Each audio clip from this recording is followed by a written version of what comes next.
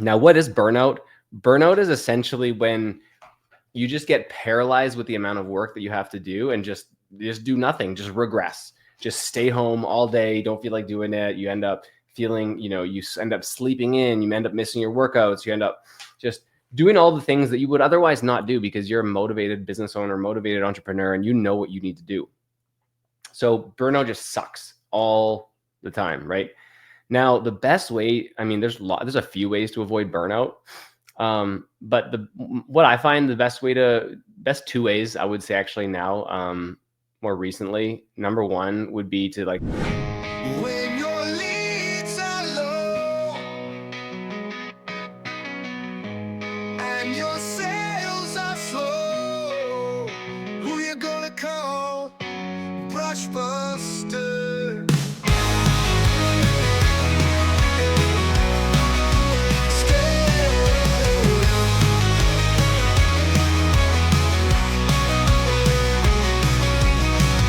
Scaling up the game. Big projects, friend. what's up, everyone? Michael Hickman here, founder of paintergrowth.com, and you're listening to a solo Brushbusters episode. First time doing one of these, but first time doing one of these solo, rather. We're supposed to have Coach Rich on, but Rich is having some internet problems. This is what he gets for living in rural North Dakota or Montana. I think Montana. Anyway, after he sold his business, he just moved from Canada. He just uprooted his whole family and go live in the woods in Montana, and go hunt and fish and stuff like that, and work for Painter Growth too.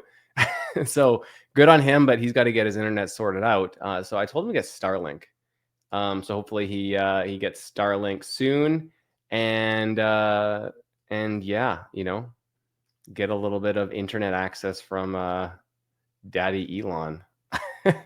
All right, cool. Well, with that being said, I'm going to jump into a few letters from listeners here, see how we can help you guys out, see what types of questions you guys are having, and just, I guess, problem solve them myself, because I don't have a co-host on here with me today. But good thing is that you guys know what it's like. I've done lots of solos, lots of podcasts here. So if anyone can do it, I can do it, right? Thanks for rooting for me, guys.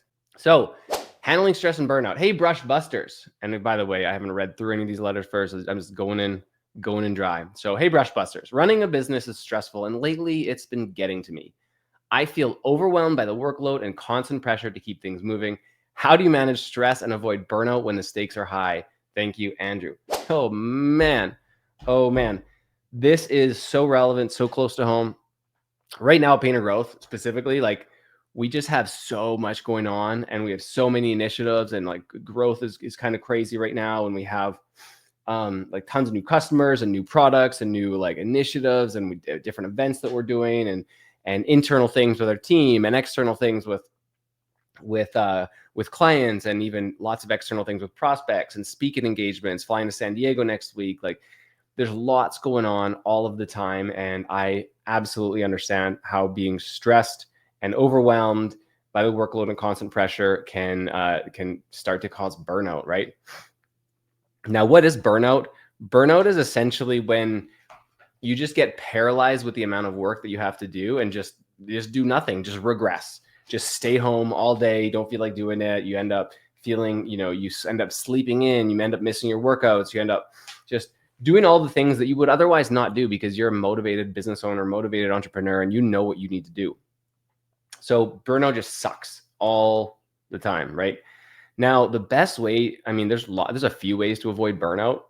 But what I find the best two ways I would say actually now, more recently, number one would be to like be really organized and understand time blocking, understand what your priorities are, understand how to use to-do lists effectively and work blocks. Basically, just be better at priority management and figure out what you don't have to do. How we do that, you guys have heard me go through the priority management spiel before, but basically you definitely have to use Google Calendar. So if you're not using Google Calendar, shame on you. Start using it. Start using block scheduling, meaning that you're picking blocks of the day to do certain tasks. And in those blocks, you're not doing anything else other than those tasks. So For example, if you do um, if you know you want to paint like Monday, Tuesday, Wednesday from like 9 till 2, like put those in blocks, because that's when you're painting. And so as long as you're painting, you know that everything else is being handled because you have them scheduled other times during the day, right? Thursday and Friday, they should be for estimates and sales and marketing. So you should not be doing any painting on Thursday and Friday, just sales and marketing, right? And then how you identify what your tasks are that you need to do is you just take a blank sheet of paper or take your to-do list and just brain dump. What are all the things you have to do and all of the subtasks associated with all of those things? And the more that you write out, the better you're going to feel. But it doesn't quite stop there, because now you need to convert everything from those to-do lists to your calendar. So really look at that list, prioritize them. What needs to be done? What's high urgency? What's low urgency? Anything I can delegate, right? That's really big. Is there anything on your plate that you can delegate, dump, or do you have to do it yourself? Then what you're going to do is go back over to your calendar and start scheduling in all of these tasks that you need to do. And cross them off from your to-do list as soon as you get them scheduled. Then when you're going through your day, going through your week, and this time block comes up where now you're supposed to work on one of these priorities, you know that it's going to be handled in the future. So you can rest easy knowing that it's out of your brain and it's onto your to-do list and then moved over to your calendar. So you don't have to think about it as much. At least for me, this allows me to stay more focused and organized and feeling good about what I'm doing in the direction that I'm going. The other part of it is, and this can feel counterintuitive, but do nothing at all. No, what I mean by that is take 10 to 15 minutes in the morning before you start your day and at night before you go to bed, and just sit with yourself and meditate. It works like crazy if you've never done it before, but it really does. You can either use an app like Headspace, where it's like a guided meditation. If you've never meditated before, you should probably do something like that. But if you, and maybe we'll get one of Jesse's meditations and we can put it on the podcast, because that would be really cool. I'm just actually going to write that down, because one of the things that happens for me is like when I have an idea, I need to write it down, or else if I don't want to forget it, because then it's going to bother me later. What if we put one of your meditations on the podcast? Cool. That would be a cool idea. So, meditate. Yeah, use an app like Headspace. It can do like a guided meditation that like just walks you through it, what you should be thinking about. Or you don't even really need that. You can just sit with yourself, find a comfortable spot on the chair, on a couch. You don't have to sit cross-legged or anything weird. You don't have to sit on the ground. You can just sit on the couch, be completely comfortable, relax, set a timer for 10 minutes, hopefully with something that's like a really relaxing ringtone, not like just like something to calmly wake you out of it. Start the timer and just close your eyes, take some deep breaths, and let your thoughts happen.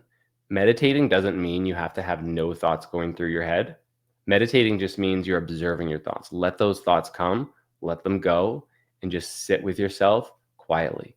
If something comes up while you're meditating that you need to write down to get it out of your head, because it's just like the one thought that you keep thinking of, you can open your eyes for a second and write it down, but then just go back and close your eyes. Get it off of your mind so that you can close your eyes and just sit with yourself. And this offers like a 10 to 15 minute little reset for you so that you can approach your day calmly and tackle things in a more streamlined way. I guess the other thing with burnout too, so we have, priority management, we have meditation. The other thing is just taking time for yourself. And sometimes you do just need a little vacation. Sometimes you need a little holiday. It doesn't have to be, you don't have to take, 10 days in Mexico, but, you and the missus can take 2 days away from work where you just, stay at home and don't work. Or you just go to a little, hotel with a spa and you just take a little 2 days away. And ideally you are able to turn off your phone during that time and just actually unplug from work. You'd be surprised at how much fresher you can be after just 2 days of not thinking about work. Turning off your phone, not looking at your emails, not looking at your messages, not dealing with customers, not doing estimates, not doing callbacks, just off work for 2 days. During those 2 days, you're going to have like breakthroughs. You're going to realize what you need to do, what you shouldn't be doing anymore, what you can't do anymore. Like you're going to have some breakthroughs during those 2 days where you're completely unplugged, and it's going to be wonderful. And you're going to go back to work, energized, refreshed, ready to tackle it. So whatever you do, address it and don't just keep running, because you will burn out and it's not a good thing to do. All right. What do you think, Rich? Ah, shoot, still not here. All right. Well, anyway, moving on to the next step is the next letter here is expanding service offerings. Cool. I'm thinking about adding new services like pressure washing or cabinet refinishing to my business, but I'm not sure where to start or if it's worth it. Any advice on this? Gabrielle from Sacramento. Now, I actually just had a conversation with a client of ours, Mike, not me, but another one. I'm not a client. But so Mike, we had a conversation about him wanting to expand his services. You know, he's crushing in his business. He's scaled beyond 100,000 a month in painting, and he's like, do I expand geographically, or do I expand my services? And we talked about, you know, cabinet refinishing, or is he going to add on roofing, or is he going to start doing some GC stuff? And the question that the way that we kind of addressed this was, do we, like, what can he add on that isn't going to add a ton of operational complexity, that isn't going to add a ton of risk, that he's going to be able to figure out, and it's not going to slow down what he's currently doing. And also, ideally, it is in alignment with his current business model. And his current business model is painting. So how can we, you know, expand that? Still in the alignment of painting. So he's not huge on cabinet refinishing. I think pressure washing, for example, is a little bit low ticket. It can kind of work, but like if you get into pressure washing, you're going to get into like gutter maintenance and gutter cleaning. And I think the home maintenance side of things is going to be a little different than painting, whereas painting is more like a capital project, whereas home maintenance is like a lot lower ticket, a lot more logistics. Like Jesse and Rich, for example, they ran Shack Shine franchises. Sorry, Rich and Gavin ran Shack Shine franchises, where they did millions and millions of dollars per year of these home maintenance things, pressure washing, gutter cleaning, you know, leaf blowing or whatever they did, right? But what they told me is that turned into like a logistics business, where now they're, you know, they have 5 crews and each crew's doing 2 to 3 crew moves a day, and like you need to make sure that like you're collecting payments, you're doing good work, and like you're just doing so much volume of numbers of jobs. If you can get bigger jobs, it's going to be way easier, way less logistics. Not saying it's right or wrong, but I'm just saying it's a consideration. So what I think that you should do instead is, I mean, not what I think you should do instead, but what Mike ended up doing instead after we had a discussion is he is going to add on epoxy flooring, garage floors, residential, right? Now, in our discussions, that for him at least was in alignment because it's something that he feels that he can learn. He's going to go take a course about. It's like he could be able to upsell that to current customers. It'll work well with his current marketing initiatives. It's still inside the house, more or less, you know, inside a garage, and it's very in alignment with a painting business. So he's going to have like a floor coatings division. So I thought that was really good for him. If you like cabinet refinishing, like that can be totally a great thing for you. But for Mike, at least, we kind of agreed together that he would go after, floor coatings. Now, I do want to mention that, like, unless you're doing $1 million plus a year, you shouldn't add on any more services. You should just stay interior, exterior repaints, keep it simple, keep it streamlined. But once you start, like if you're in a small area and you're doing $1 million a year, like that's when you really need to start thinking about what else can you do to generate more business, right? Because you're going to hit a limit where it's going to get harder and harder to get more work, especially if you're in a small market. But if you're in a big market, like just stay one product, one solution, one customer avatar, and you can scale that to the moon, right? I know many businesses that are 5 to 7 million just doing interior, exterior repaints, right? So that's what I would consider. Roofing, GCing, I mean, don't really recommend going those routes. Those are just like so different than painting. It's just really, it changes your business. And I mean, roofing companies and like, they can be hugely profitable, right? But like, that's a whole new skill set, a whole new type of person as a roofer. Like you're just learning a whole new business. Whereas like something like epoxy or cabinets, like it's already pretty similar. Okay, cool. Well, let's keep moving here. All right, here, let's go to this next one. Getting reviews from clients. Hey, Brush Busters. I know how important reviews are for building credibility, but getting clients to leave them is harder than I expected. Most are happy with the work, but they don't take the time to write a review. I've tried asking, but it doesn't seem to work. What's the best way to encourage clients to leave positive reviews consistently? All right, Ryan, how are we going to address this? Now, what most people do, and we've talked about it before on the podcast, how most people ask for reviews is like they'll set up an automation with like Nice Job or with their CRM where like after the job or a week later, it'll email the client and say, hey, were you happy with our service? Leave us a review. And that's where people typically get no replies, right? It's like you send out, you do 100 jobs, you ask for that review after every 100 jobs with that automated email, and maybe you get like 3 reviews back, right? That's no way of doing business. What we really want to be doing is getting a review from every single customer that we serve.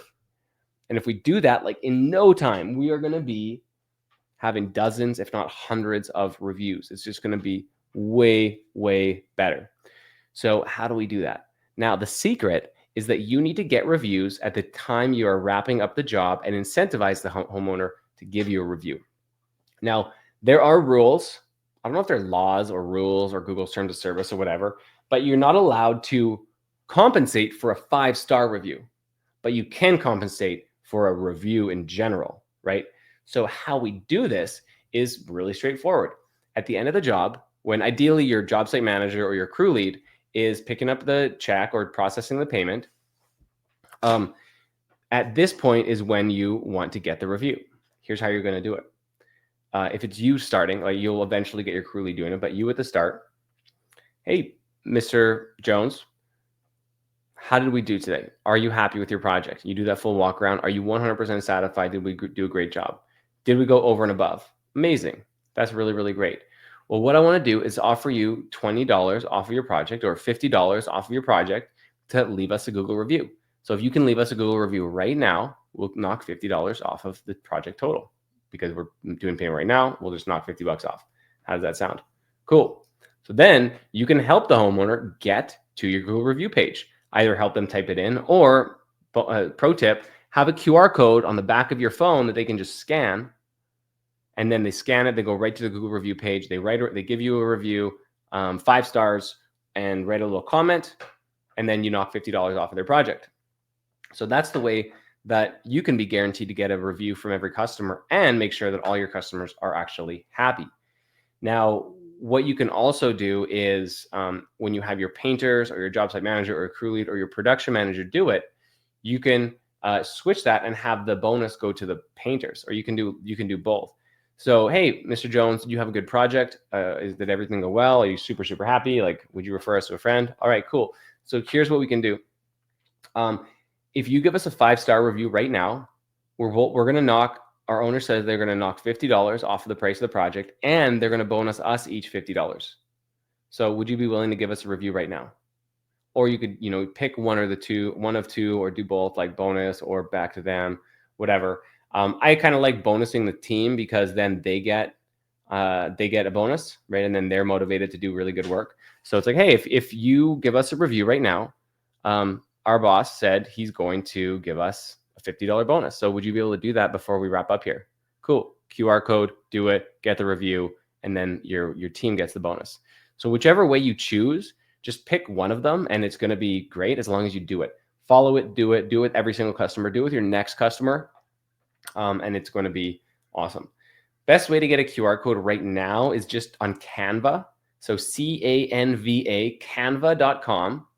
You can go to QR code. They have like a QR code generator thing. You type in the website address. So you can go to Google reviews, click on get more reviews. It'll give you your link, paste that into your QR code generator. If you don't have a paid Canva account, you're just going to have to pay like $1.99 or something to use that pro feature. You don't have to sign up for a subscription. You can just pay like $1.99 or 99 cents or something to get that QR code. Then download it as a PDF and you can print it on sticker paper. So you can just get like, these are my like return labels, but you can just get like square sticker paper from Staples and then print it onto the Avery paper off on your printer, and then stick those QR codes on all of your employees' phone cases, or however you want to do it, right? You can figure that out. But I promise you, if you do it this way, instead of just doing it through an email or an automation asking for a review, it's going to be so much better, right? It's just going to be so much better. Bonus points if you actually go back right now to your historical review, to your historical customers, and do like a SMS campaign or an email campaign to get reviews from your past clients.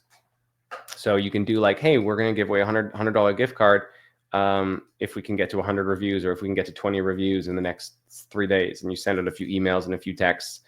In our training, we have that campaign all dialed in for you with the text and stuff, but you could probably just do it yourself if you really wanted to. Cool. All right, I'm gonna do one more. It's kind of fun. All right, this next one, managing multiple job sites. Hey, Brush Busters. As my business grows, I'm finding it harder to manage multiple job sites at once. It's challenging to keep track of progress, quality, timelines across different locations. I don't want to let things slip through the cracks. How can I stay on top of everything when juggling several projects at once? All right, Jason, let's figure this out. Now, quality control across multiple job sites is hard. And the painters that do it wrong, like, they're the ones that give painting and growing a company a bad name, a bad rap. So we want to make sure that if we are scaling to multiple crews, that we are doing our best work, right? And we're providing really, really great customer experience and really high quality. Now, there's a few ways to do this. So number one, you don't want to grow faster than you're able to, meaning you don't want to add crews just to add crews, but you want to add crews in like a mindful manner so that you can keep quality high. Number one is going to start with training. So your employees should be trained and effective and be able to manage a job site on their own before you go add a second crew. Meaning they know how to start a job, they know what quality looks like, they know how to manage a job, they know how to complete a job profitably. We actually have like a resource that we use for training painters. It's called the Career Path Workbook, where we have all the different skills listed that a painter could do, from job setup to completion to painting, rolling, caulking, whatever. And then you check off those tasks as they demonstrate proficiency, which is a really, really great tool. But like number one, you want to make sure you have, actually, I'm going to back up. Number zero, make sure you have the right people. Make sure your painters are ready to be autonomous. Make sure they're responsible. Make sure they're neat and tidy and clean and effective and timely. But then number two is training, right? Do they have the ability to complete the job on time, on budget, with high degree of quality, right? Are each of your painters people that you are comfortable with putting in front of a homeowner without you present? And if you say no, that you're not comfortable with, one or more of your painters in front of your customers without you being present, then dude, maybe you should look at who you have on your team, because you're never going to be able to grow beyond where you are right now if your team aren't all net positives, right? Like if you think about employees in one of three ways, they can be a net negative. Like there's someone who's like actively pulling down your culture, pulling down your productivity. And like if you have a few employees right now, I mean, I've even seen business partners be this person, but like if you have a few employees who are pulling you down, oh man, it's going to be so hard to grow, right? The second is like a neutral. And a neutral is someone who just like, they show up, maybe they're kind of quiet, they don't really add anything, but like they're good enough, they never cause any headaches. We've definitely had, they don't cause many headaches, sorry, but they're not like rock stars, right? They're just like, they're good enough. So it's like good enough and hard to, like, you don't need to have any reason to fire them, but like they're not winning any awards, right? Let's be real. And then the third is net positives. So are they a positive? Are they someone who is absolutely like, are they rock stars? Are they just crushing it in the business? Are they, they're coming up with new initiatives. They're constantly beating budget. They're helping you figure out processes. They're motivated to get 5-star reviews. They're just like stoked to start new projects, even on a Friday afternoon, right? This is a net positive. So like, look at your team. Is your team made up of negatives? Are they made up of neutrals, or are they made up of positives? Now, if we have a few positives, like having a few neutrals in there is okay. But we really want to make sure we're avoiding any negatives, right? Is there someone who's just like, someone on your team who's just like draining your energy? They're just not good employees. And you think about them more than you need to, and they always cause problems. Their car's always breaking down. Like they're always having domestics at home. Like they're showing up late all the time, making all these crazy excuses. They're asking for cash advances. Like, if you have anyone like that, like it might hurt a little bit in the short term, but dude, you gotta let them go, and you have to let them go. It's just kind of hard to do it, and I know I've been there. I got a lot of employees right now, and most of them are very solid net positives right now. But every now and then, we get a neutral, and we haven't had a negative in a while. Actually, started this year, we got rid of a negative, which we get rid of it, and just like it absolutely frees you up. It's crazy. And actually, even on that note, like we got rid of a neutral, about 4 months ago, and like even that absolutely freed me up, freed up the business, allowed us to expand in new ways, reach new highs. Like just freeing up, turning a neutral into a positive in one critical position is wild how effective that is and how much that can change. So going back to the question, managing multiple job sites, you have to have the right people. If you don't have the right people, it's going to be impossible, right? Then once you have the right people, we now need to we need to have a job site manager. We need a crew lead. We need a foreman. We need someone who's responsible for the job on site at all times. And it can't be you. You can't just have 2 helpers on site and you run around, have 2 helpers on another site, and then you go around 2 helpers on the third site. You need to have someone who is a crew lead, who's going to own the contract, who's going to own the budget, who's going to own the timeline, own the quality, right? And that will take some extra time, and extra training, extra compensation, and you got to be willing to pay for that. How much more? An extra 3 to 5% of the job, right? So a couple of bucks an hour, maybe $3 to $5 per hour more, if they're actually able to take on all that responsibility. And then, a couple parts of that, like keeping track of progress and quality. Like if you have the right people and the right management, responsibility structure and scorecards, you don't need to keep track of progress and quality and timelines, because that's all going to take care of itself. Like, I've told the story before, I think, but every Friday I would meet with my production manager for a noodle bowl, and he would hand me a stack of completed jobs we took a lot of checks with all of the checks in each job sleeve. And then I would hand him a stack of new jobs to produce. And that's how we did. I didn't know that he would flip through them. Yeah, done that job, done that job, done that job, done that job. And I wouldn't even know about it. I'm like, oh, you already got that one done? That's awesome. Good work. But I didn't even know it because they were just handling it all. So not saying that you're going to have a Ryan like that right away. His name was Ryan. But you should be empowering your crew leads to be effective leaders and lead the crew and manage the customer. And that's going to take some time, some repetition, some working with them to make sure that they are useful, that they know how to do everything, that they know how to pick up the check, they know what quality looks like, and start them with a small project and just slowly lengthen the chain, lengthen the tether, lengthen the leash, right? One job at a time, and don't try to jump into it too fast. But what you'll find is if you take it slow, one job at a time, slowly loosen the chain, pass off a little more responsibility, compensate for the things that really matter, compensate for the outcome that you want to get, meaning pay them for what you want them to do. You're going to find that your jobs are going to be a lot more smooth and more streamlined, and you're not going to have to check in on them as much, right? So hope that helps, guys. Thanks for putting up with me doing this Brush Busters solo. Hopefully this was valuable. And yeah, guys, I'll throw a resource link in the description here if you want to check it out. All right, see you guys.